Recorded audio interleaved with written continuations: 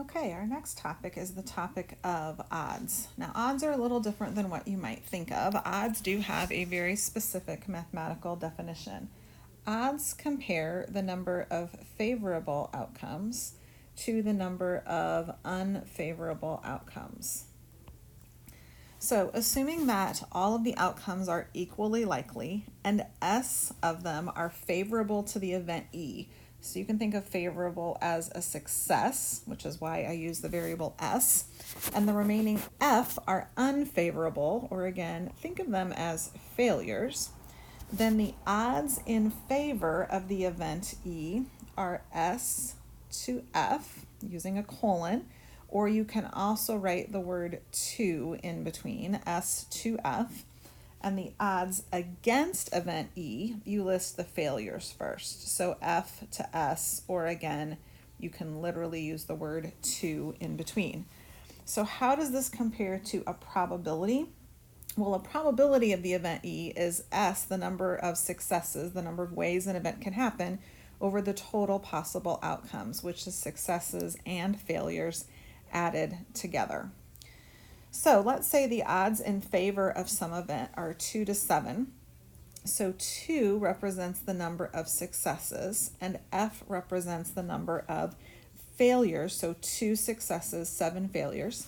So let's find the odds against the event, and then also the probability of the event. So odds against are failures compared to successes. So that would be 7 to 2.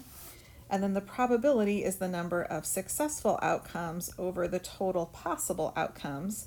There are 2 successful outcomes over 2 plus 7, or 9 total outcomes. If the odds against an event are 13 to 7, find the probability of the event. So odds against list failures first, successes second. We want the probability, which is the number of successes over the total possible outcomes. So 7 successes over 7 plus 13 total outcomes, 7 over 20. All right, for part C, if the probability of an event is 0.37, finds the odds in favor and the odds against the event. So if the probability of the event is 0.37, something that would be really helpful in this case is to write this as a fraction. So that is 37 hundredths, which is 37 over 100. Remember that this 37 is telling us about the number of successes, and this 100 is telling us the number of successes and failures added together. If there are 37 successes, then the other outcomes, the other 63 outcomes, must be the failures. So when we find the odds in favor, we want successes, 37, compared to failures, 63. And when we find the odds against, then we want failures, 63, compared to successes, 37. Okay, moving on to question D. In a deck of cards, what are the odds in favor of drawing a spade? So a spade in this case is our success. Anything else is a failure. So we're looking at getting a spade to not getting a spade. There are 13 spades in the deck. There are 39 cards that are not spades in the deck. And if it should ask you for a reduced ratio, since both of those are divisible by 13, this would be the same as 1 to 3.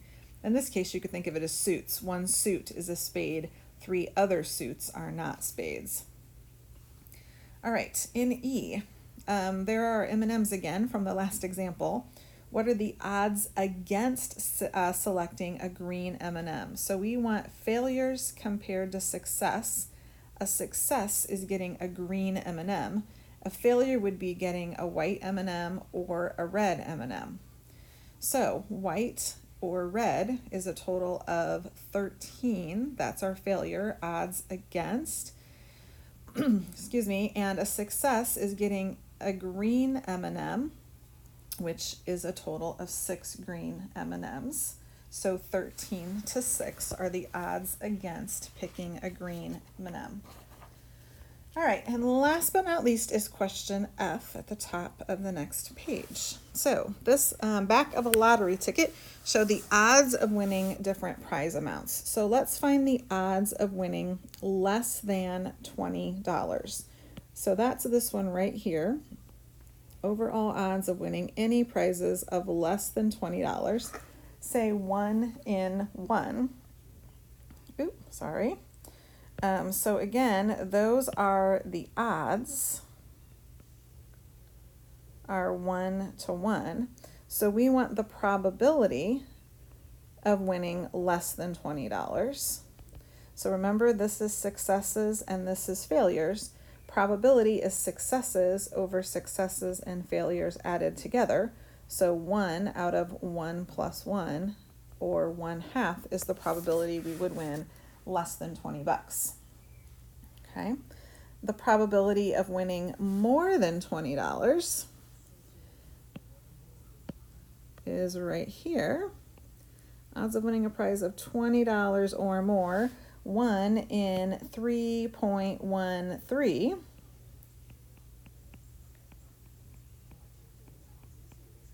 So if we want the probability of winning $20 or more, again, successes over successes plus failures, that's 1 over 1 plus 3.13, which is 1 over 4.13. And in this case, I think a decimal is going to be the way to go. So 1 divided by 4.13 is a probability of 0.24, or about 24%.